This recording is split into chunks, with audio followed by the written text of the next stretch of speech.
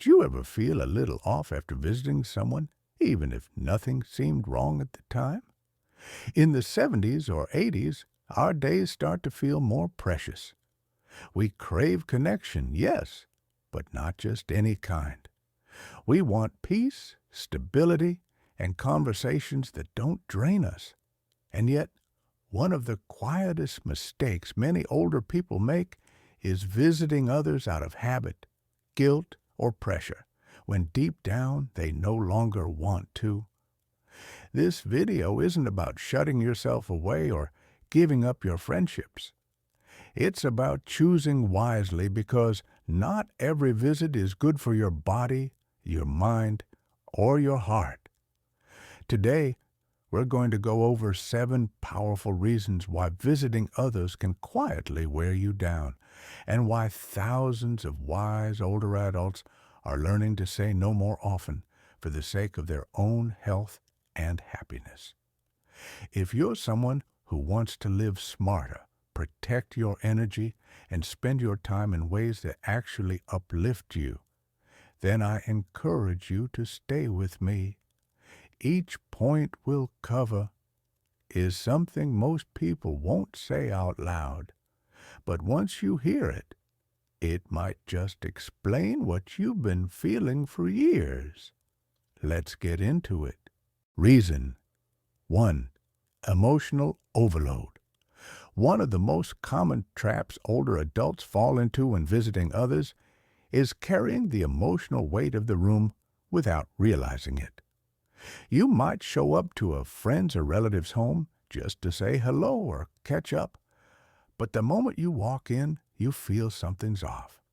Maybe it's tension between family members, maybe someone's in a bad mood, or maybe no one even looks up from their phone. And yet, out of habit, you smile, stay polite, and stay longer than you want to. As we age, our emotional sensitivity often increases, not decreases. We feel more, we absorb more, and unlike when we were younger, we don't always bounce back from emotional strain overnight. That quiet anxiety you feel after a stressful visit, that tiredness that sits in your chest for days, that's not weakness.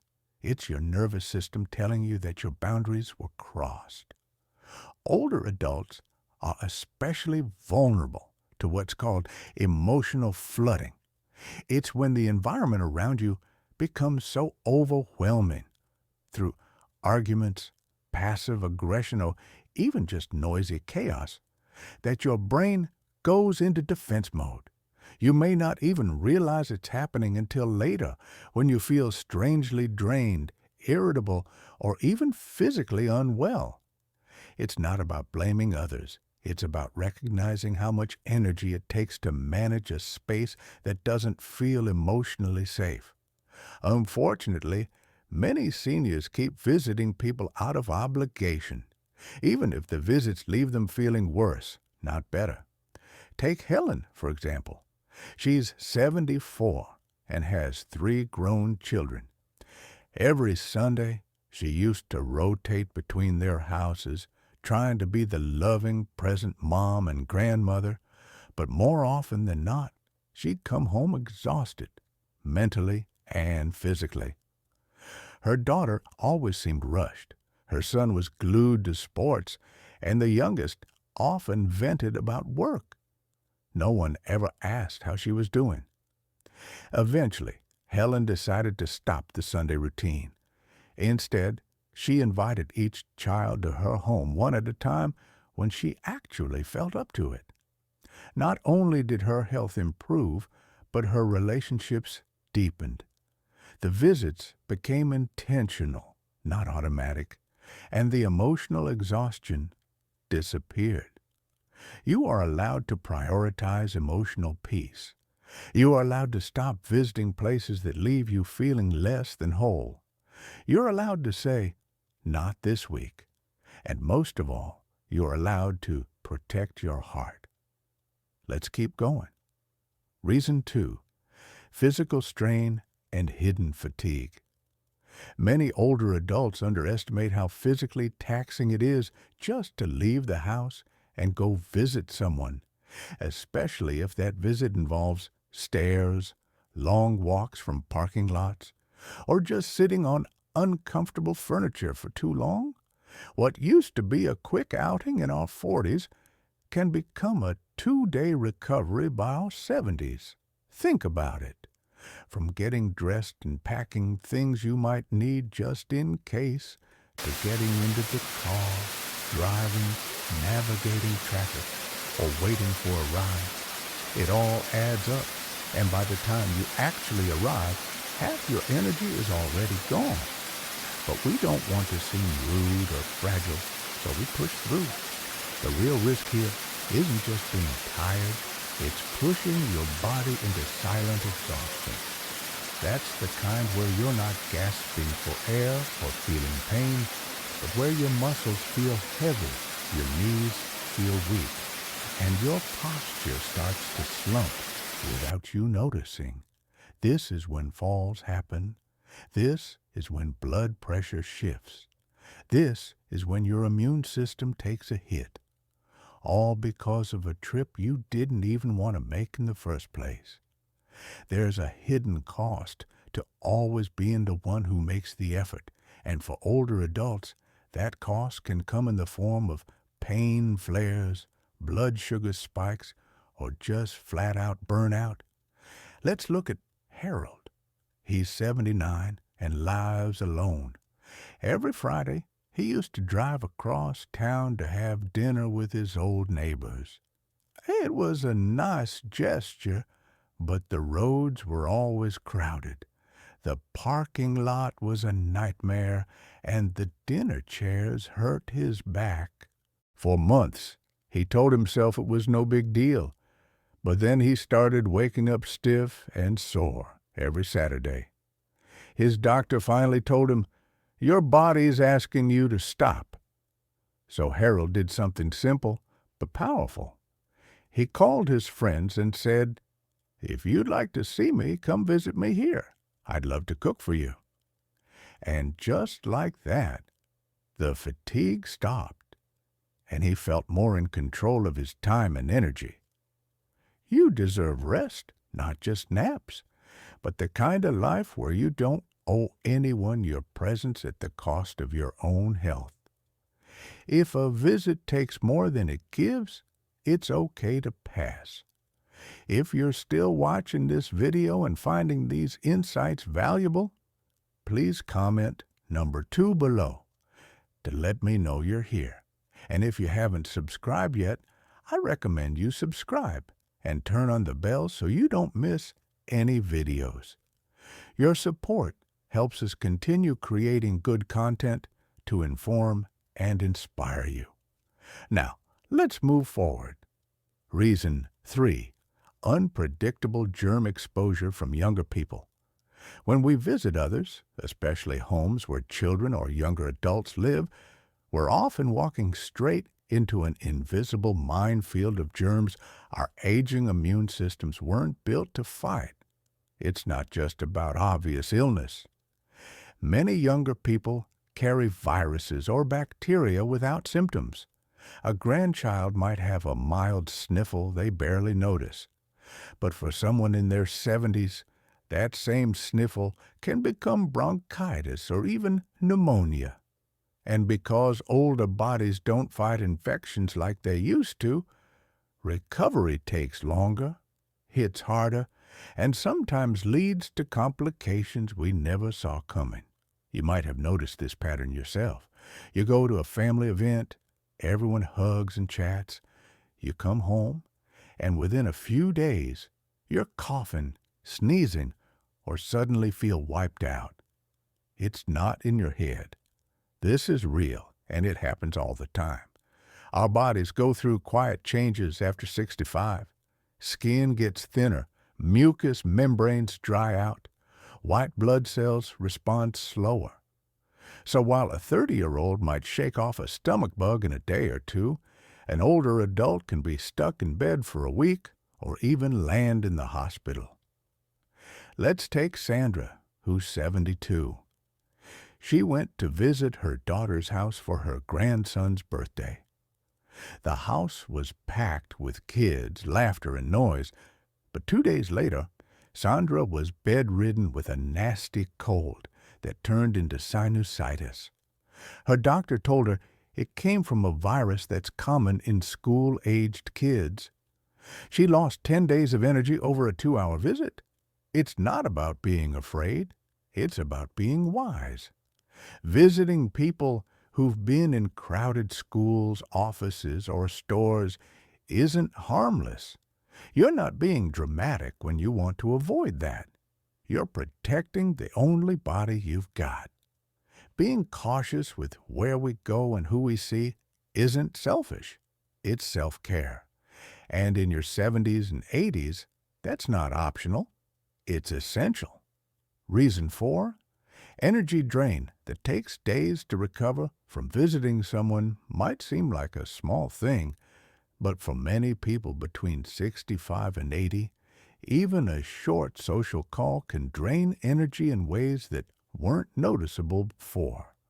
You put on clothes, maybe travel by car or bus, engage in conversation, navigate unfamiliar rooms, and smile through it all.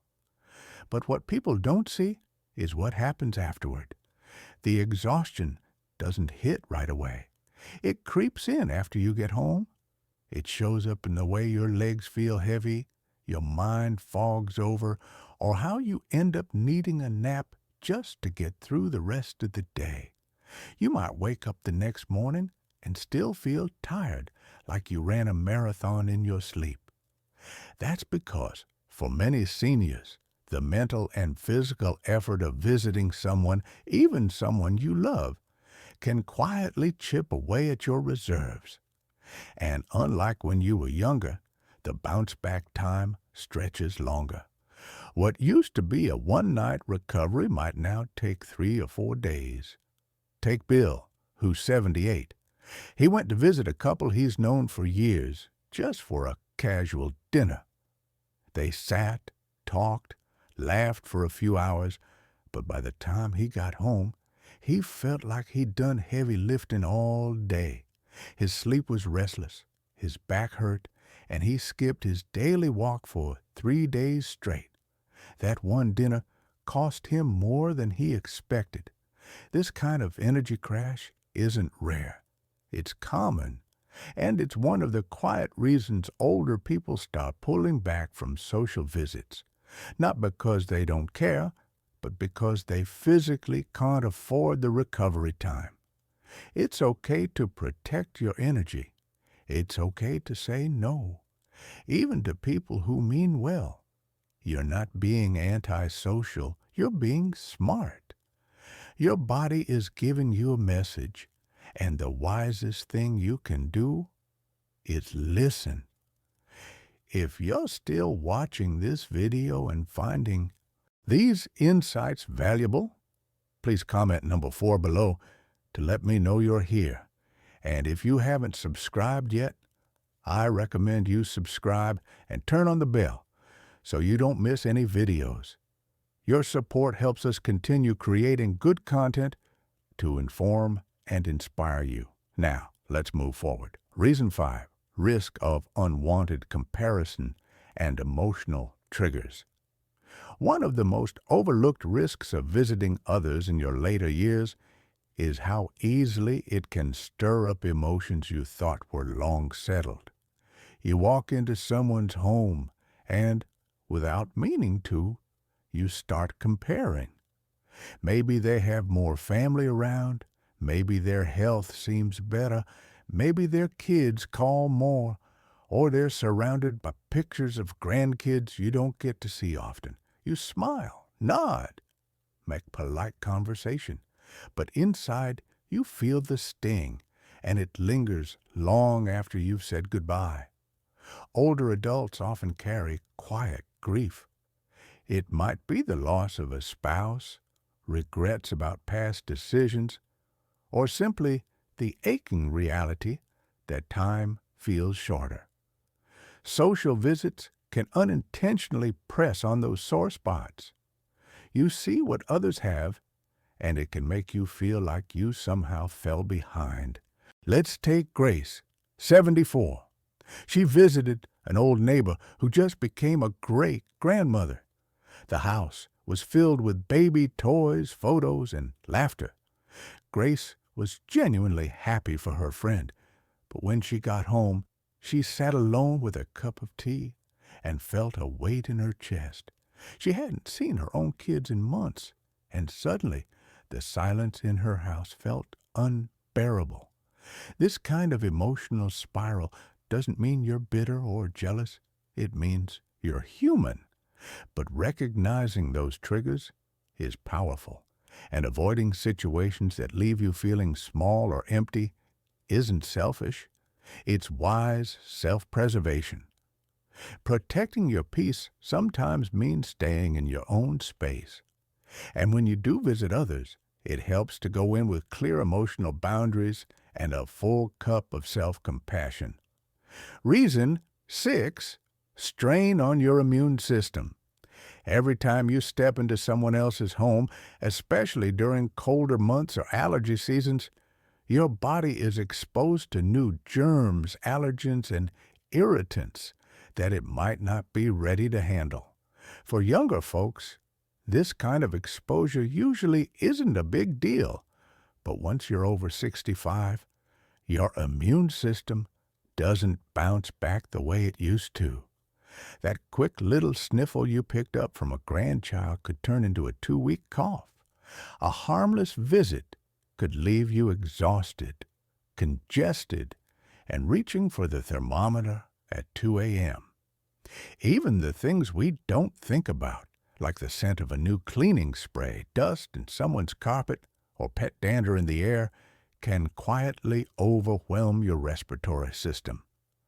One woman, Betty, 78, visited her niece's house for dinner and left with a headache, runny nose, and wheezing that lasted for days. The culprit, a new plug-in air freshener she didn't even notice. Your body's already working hard just to keep up with daily tasks. Adding avoidable stress to your immune system only wears it down faster. And let's be honest, getting sick as an older adult isn't just annoying. It can knock you out completely and set off other issues like dehydration, muscle weakness, or even hospitalization in some cases.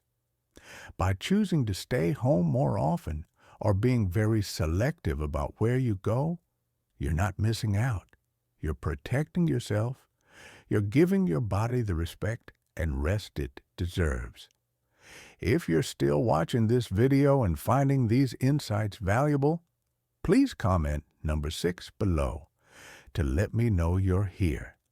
And if you haven't subscribed yet, I recommend you subscribe and turn on the bell so you don't miss any videos. Your support helps us continue creating good content to inform and inspire you. Now, let's move forward. Reason 7, loss of control over your routine.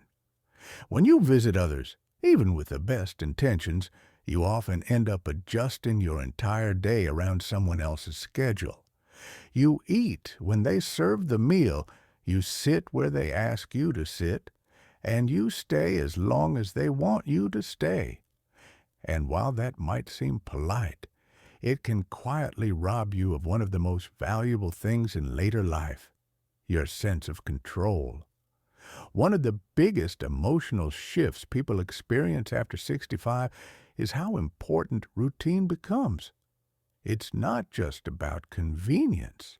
It's about feeling grounded. Waking up at the same time, preparing your meals just the way you like them, sitting in your own chair with your favorite book, that's not being rigid. That's honoring the rhythm your body and mind trust. But when you're visiting someone, that rhythm is easily thrown off. Maybe lunch is 2 hours later than you're used to, or the bathroom lighting makes you feel uneasy. Maybe you can't hear well in the space, and you find yourself nodding politely without knowing what anyone's talking about.